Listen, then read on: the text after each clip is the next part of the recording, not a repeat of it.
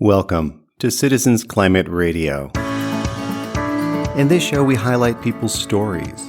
We celebrate your successes, and together we share strategies for talking about climate change. I'm your host, Peterson Toscano. Welcome to episode 63 of Citizens Climate Radio, a project of Citizens Climate Education. This episode is airing on Friday, August 27th, 2021. Later in the show, you will hear good news out of the U.S. state of Utah. A group of Republican members of Congress have spoken out about the need to address climate change. And in the Art House, well, actually, most of today's show is the Art House. We're going to take a deep dive into arts and climate change. You will meet Claude Schreier, the host of the Conscient podcast. Claude is a master sound designer, so he can take a standard interview about art and climate change and morph it into a piece of art. But first, let's go to the theater. To be in a space with live theater, something magical happens. And this is why I love climate change theater action. It places well-scripted short plays about climate change into the hands of everyday people who may have never done theater in their lives. With a script and a role, the players dive into new worlds. Chantal Bilodeau, a Canadian-born playwright, along with other colleagues, developed the idea. In 2015, 4 of us came together and created climate change theater action. We felt like there needed to be more stories told about the climate. The concept of a theater action already existed. It was something that Caridad Svit founded some years ago, asking playwrights to write short script around a social issue and then mobilizing the theater community to present these scripts in different locations. So we took that concept. In 2015, we adapted it a little bit, and then since then, it has grown. We commissioned 50 playwrights from around the world to make sure that all the inhabited continents are represented. And we asked them to write a 5-minute play based on a prompt that deals with an aspect of the climate crisis. So, for example, in 2021, the prompt is envisioning a global Green New Deal. So we end up with this collection of 50 plays. We make the collection available to anyone who wants to organize an event in their community within a time window that is in the fall. So again, in 2021, it's between September 19th and December 18th. And anybody can present one or several of the plays. It's up to them. They can add more material on their own if they want to. This presentation can be just about anything. It can be as small as a reading, in somebody's backyard with a few friends, or as big as a fully produced show on a stage somewhere. In a climate movement that often struggles to bring in a diversity of voices, climate change theater action includes a wide array of playwrights from around the world. Canada, the US, the UK, France, Brazil, somebody from Korea, someone from Hong Kong, a few from India. It's pretty much all over. And of course, someone from South Africa, which is you. Hosting a climate change theater action event can be such an excellent way to open up a discussion about climate change while bringing people together in the community. Some CCL chapters have used their monthly meeting time to read some of the plays. Other groups have held public events where they partner with a local theater ensemble or students studying acting. But you may be wondering, but what does it cost? It can be $0, and a lot of people do it with no money. You can just pick up a script and read it. Or if you have funding or if you have a budget, then you can create something bigger, but it's really up to every individual. The writers are commissioned to write the plays, and the commission takes into consideration the fact that they've agreed that these plays would be presented with no additional fees being charged during this time window. But what if you are a group of people with absolutely no experience in theater or the arts? That's a great question. Sometimes people who are not in the arts or not in the theater will just pick up a play and read it as part of a meeting. For example, we have faith communities who have participated, or environmental organization, and they pick up a play and they read it to each other.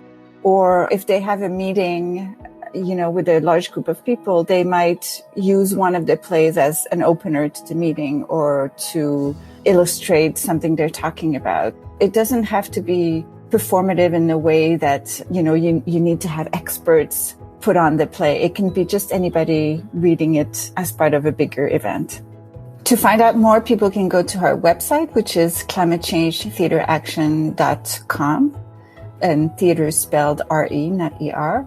On the website, it lists what is expected from collaborators. It's very simple. Essentially, they have to present at least one play from the collection in between the dates that I mentioned, September and December 2021. And then they email us. We send them the plays. They can read through the collection, and then they choose something they like. Once they've made their choice, we then just ask them for information about what they're going to do so we can keep track and help publicize it. And if you're in Canada, you can even get some funding to put towards your event. Canada Council for the Arts, and we're able to offer micro grants to Canadian artists who want to put up an event. And these micro grants are just especially to help either individuals or small groups who wouldn't be able to do it otherwise. It's the first time we're able to do this year, but we're hoping that additional funding as the project continues to evolve, we'd be able to do it for more countries or to open it at large. But if there's any Canadians listening, again, go to the website, climatechangetheateraction.com, and there's some information about how to apply for the micro grant. What makes this year's Climate Change Theater Action especially meaningful is that most of the plays consider what success will look like. They envision a livable world of possibilities. For climate advocates, it is essential to hold on to these types of visions. They reveal what we are fighting for. Chantal put me in touch with another climate change theater action playwright based in Cambridge, England. Zoe Svensson. I say I make theatre, although actually over time that sort of the definition of what theatre might be kind of bleeds out into video installations, multiple conversations. I make work that's very much about participation, but not just for the sake of it, but more to set up conversations and open up different kinds of spaces for experiencing the aesthetic.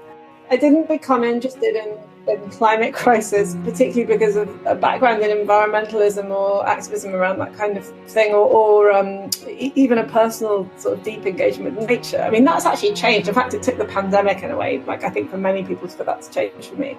But I am really interested in why as humans we screw our lives up so badly. So when I found out about what climate change was doing, and particularly about the 2-degree tipping point, I was just like, what? Are we crazy? we just take our way of life. I mean, when I say our, I mean mine in the Western culture. Zoe's short play, Love Out of Ruins, is unique among the 50 plays in that she invites the players to individualize the script. It's a kind of life project called Love Letters to a Livable Future. Each of these pieces of work has kind of been thinking about how we imagine the world that we could be in if these extraordinary and brilliant ideas that are out there for transformation actually really happened. Because often you hear about these amazing visions and it sounds great, but you can't quite imagine yourself in it. And we were thinking, well, what would it be actually like if we lived in cultures of planetary flourishing?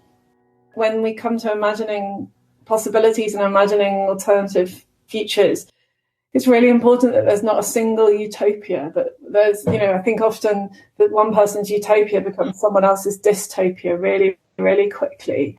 And so this sort of feeling was it needs to be a kind of multiplicity, that there's lots of different ways of imagining, and that those imaginings are specific to particular places and cultures and networks and friendships and, relationships. But they also have kind of affinities across different geographies and cultures and different ways of living. So it's about sort of thinking about affinities and overlap rather than there is one way to produce a future. And I suppose that it's embedded in the sort of idea that a group of people might take this skeleton effectively and make it their own. I recently met with a group of young climate advocates online. I invited them to consider a world without fossil fuel pollution. Some of them confessed they couldn't do it. They think about the future and it all looks horrific in their minds. We're trained by disaster movies to see that sort of apocalyptic scenario. And of course, it's not to downplay the fact that actually in many parts of the world, the climate apocalypse is already upon us. But that actually you can also see all the extraordinary things that people are doing to change and mitigate and do that. And we thought, well, if we stay in that space, if we try and concentrate on that, then maybe we can add to the sort of attention that people pay to that. And then once that starts to become more part of people's sense of that's what everyday life is, the more possible things become. And you can kind of build on that in a networked, very small scale, networked way. The activation of the imagination makes things seem possible, and then people do stuff, and it doesn't seem like such a big deal. There's brilliant work done in family therapy around the idea of active hope and the notion that hope is a verb. And I love this image that it's not that you have hope, because that sort of can lead to despair when you look at the reality of what's around us.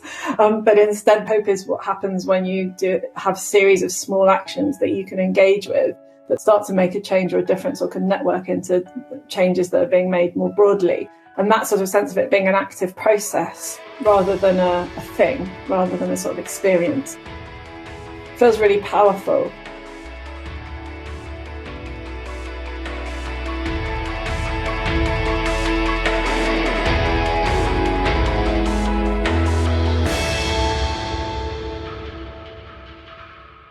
To help us engage our imagination, Zoe has created a play where we get to decide many of the details in it.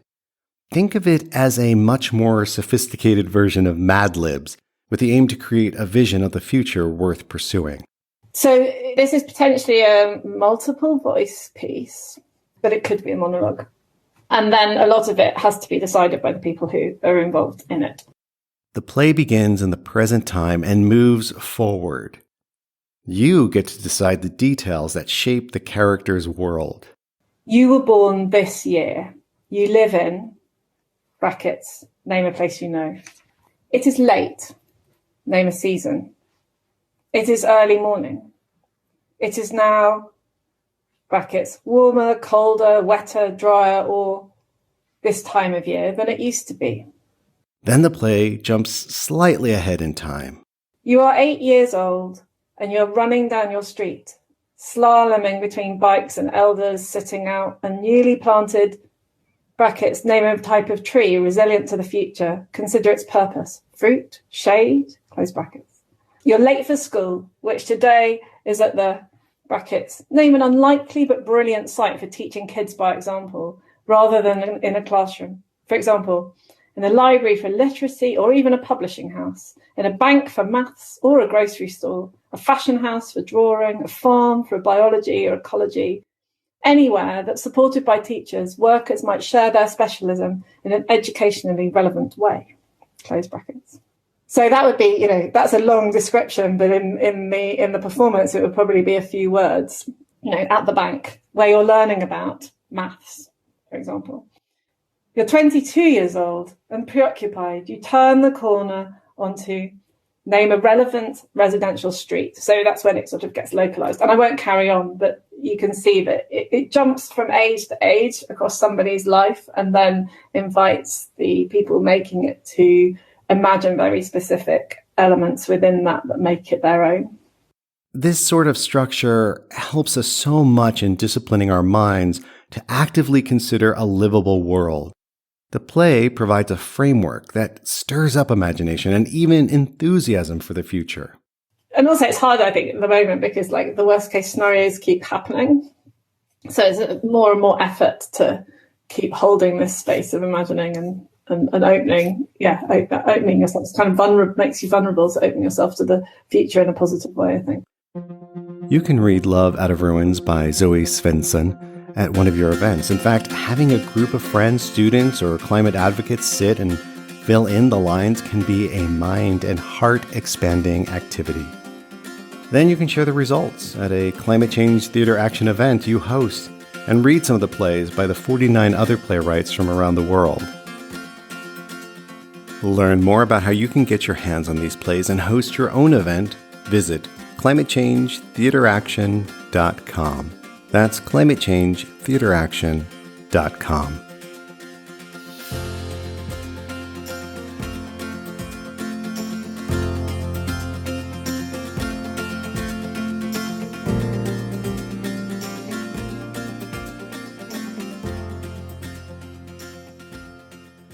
As a podcaster and producer, I listen to many other programs that teach me about climate change.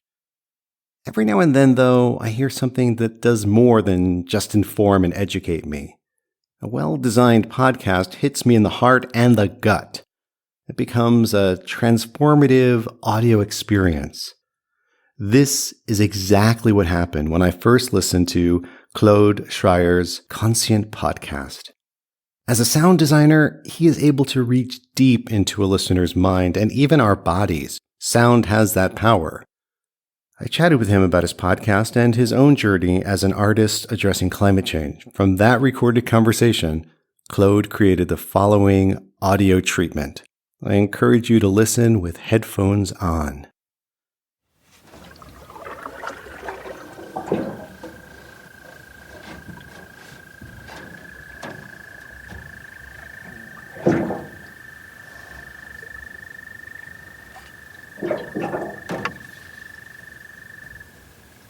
Welcome to the Conscient Podcast. My name is Claude Schreier. I live in Ottawa, and I was born in Ottawa, though I lived in many other places, but Ottawa, the capital of Canada. Well, I used to say I'm a cultural bureaucrat, but now I say I'm an independent cultural worker. When I was a bureaucrat, I worked in the arts as a funder, but I've always been an artist, and I consider myself a cultural worker as much as an artist, because that's essentially what artists do. And I play different roles. I do podcasts, I create work, I facilitate. So cultural worker is like a good generic term. Season 1 of the Conscient Podcast was about exploring how the arts contribute to environmental awareness and action. Well, I consider myself a student of Zen. I have a daily practice in a monastery here in Ottawa, so that's a big part of my life. I'm a father, I'm a husband, I'm a community person, different identities. I guess the sound artist one is also important because it's been with me all my life, creating soundscape work and music. And Season 2 is about accepting reality, working through ecological grief, and charting a path forward.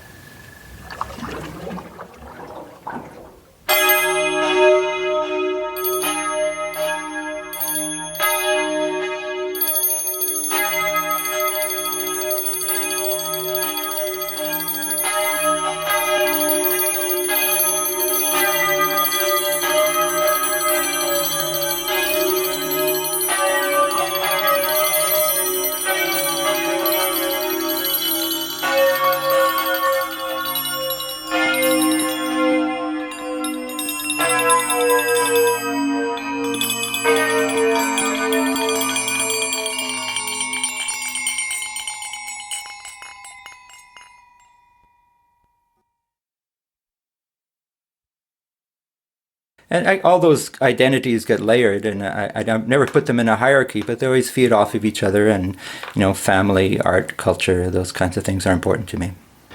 And why did you decide to create this podcast?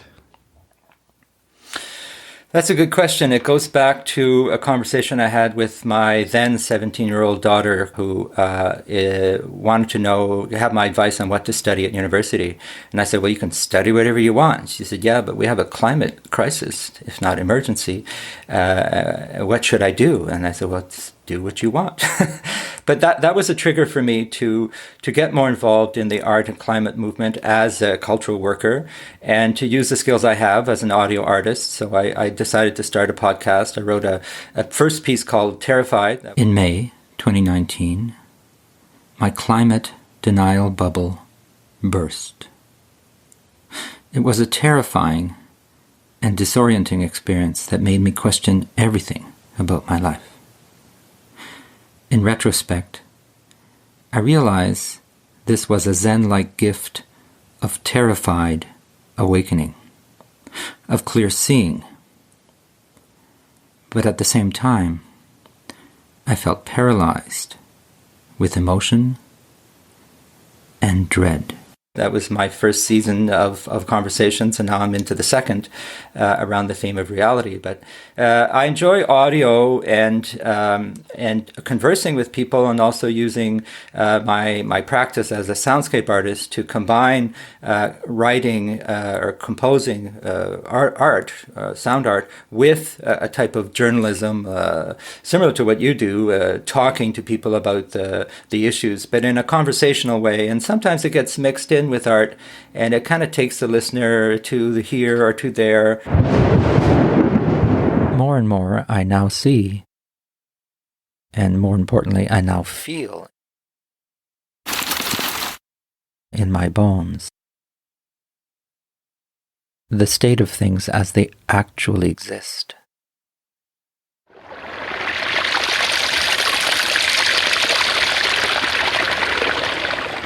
Without social filters or unsustainable stories. Because a lot of information is transmitted through soundscapes, through field recordings, as opposed to ideas and words. And I learned that in Zen Buddhism, that our thoughts are not as important as we think they are, but what we experience, what we feel, what we actually, the sensations that we have in day-to-day life are really our lives, as opposed to only our thoughts. And from the start of this podcast, to the first season and now in the second season, what have you learned about climate change, and what have you learned about yourself? Well, it's really all about a learning journey, and so it's been tremendously helpful. I've tried to talk to as many different people as possible. I've learned a lot of technical information, and doing this reality piece, I've tried to talk to people that I don't know, or that I need to know more about their work. So about, for instance, echo grief, I know a lot more. I've had exchanges with Jennifer Atkinson in the US and other experts who have been really helpful.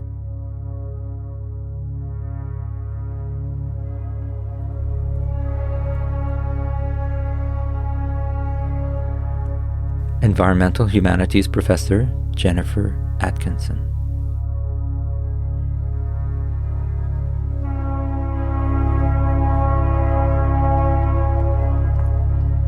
Eco-anxiety and climate grief are sometimes framed as disorders.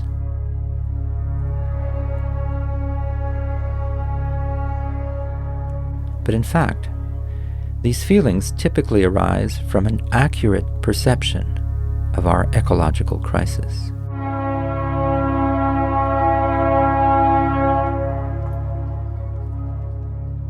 It may be more appropriate to identify eco-anxiety as a moral emotion, a sign of compassion, attachment to life, and desire for justice. And then I share it. So it's a way of learning, and then that learning kind of multiplies as people learn from me and I learn from them, and then eventually we start doing projects together, because it's not just about thinking, it's about deciding how to move forward. From my base in the arts, I feel there's a lot more that artists can do. They're doing a lot, but so it's been that kind of. And when I'm done, I don't know when I'll be done, but when I feel I've learned enough and I want to do other things, then I'll probably just stop and do something else. But for now, it's very nourishing. How is your podcast different from other climate podcasts? Well, not necessarily trying to be different, but it is, because it's bilingual. Donc, une partie du podcast ou du balado est en français. Bienvenue à Conscient. Mon nom est Claude Schreier. And I purposely, because I'm a bilingual person, I don't have two channels. I have the one channel. And so the podcast is called Conscient Podcast / Balado Conscient. So some of the episodes are in French, some are in English, and that kind of widens the range of people I can reach. And the other characteristic, I think, is my integration of field recordings as a voice in the editing.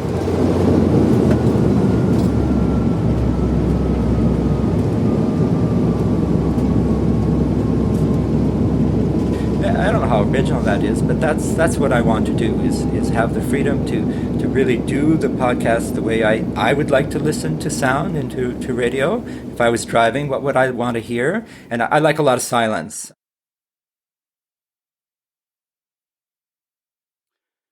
Definitely check out Claude's bio on his website. He shares his life, work, and thought journey with written word and recorded sound. The website is conscient.ca. That's conscient.ca. If you have an idea for the Art House, feel free to contact me, radio@citizensclimate.org. Our good news story this month comes from the U.S. state of Utah. I'm Tom Moyer. I'm the state coordinator in Utah. We recently helped coordinate an op-ed authored by 25 Utah Republicans supporting fee and dividend. 19 of those are currently sitting state legislators, 4 are former state legislators, and 2 are former gubernatorial candidates. We want meaningful climate policy to come from both sides of the aisle. We want this to be bipartisan. We want it to be durable. And we feel like a carbon fee and dividend really fits in with conservative values and can come from people in the Republican Party following their values. We wanted to craft a message that Republicans could happily sign on to, emphasizing values of individual responsibility and accountability, and downplaying the climate crisis and focusing more on reducing emissions, improving air quality, and leaving the decision-making in the hands of private sector and individuals, taking government out of the decision-making. We feel like fee and dividend is a great approach for that. I had no expectation of getting 25. I had no expectation of getting a dozen. I thought maybe we can get 3 or 4 if we really, really put our backs into it. And I will tell you that Utah is overwhelmingly Republican.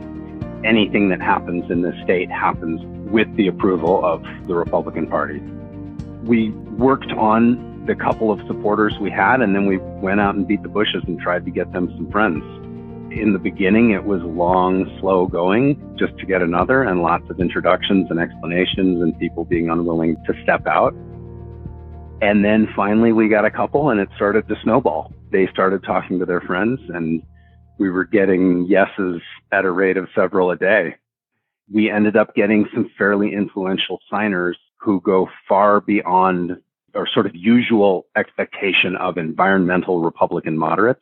We got several who would comfortably fit on the right edge of the Republican Party. By the time we got done, they gave cover to a lot more people to sign on and to feel comfortable that this is solidly coming from the Republican side and is a solidly conservative message. We have felt for a long time like Utah is a potential linchpin for the country. We have some of the more supportive Republicans on climate. We feel like Utah is one of the more likely places from which to get Republican support. But none of our members of Congress are going to step out and take a risk like this unless they have backup from the state. So we have to show them some influential support, specifically on the Republican side, if we want them to take any action at all. This was our effort right now to pull out all the stops, leverage all the relationships we have, and try to make something happen on fee and dividend. If you have a good news story you want to share on the show, email me, radio@citizensclimate.org. That's radio@citizensclimate.org. Thank you for joining me for episode 63 of Citizens Climate Radio. Here at Citizens Climate Education, we have a solution that will greatly reduce pollution, which leads to climate change. We believe that putting a price on carbon will make a huge difference, and we want to tell you more about it. Visit cclusa.org/priceoncarbon. That's cclusa.org/priceoncarbon. Citizens Climate Radio is written and produced by me, Peter Santiscano. Other technical support from Ricky Bradley and Brett Cease. Social media assistance from Ashley Hunt Monterano, Flannery Winchester, and Steve Volk. Moral support comes from Madeline Pera. The music on today's show comes from epidemicsound.com. If you are a fan of the Art House, we post a standalone version over at artistandclimatechange.org. That's artistandclimatechange.org. Visit citizensclimatelobby.org/blog to see show notes and find links to our guests. Citizens Climate Radio is a project of Citizens Climate Education.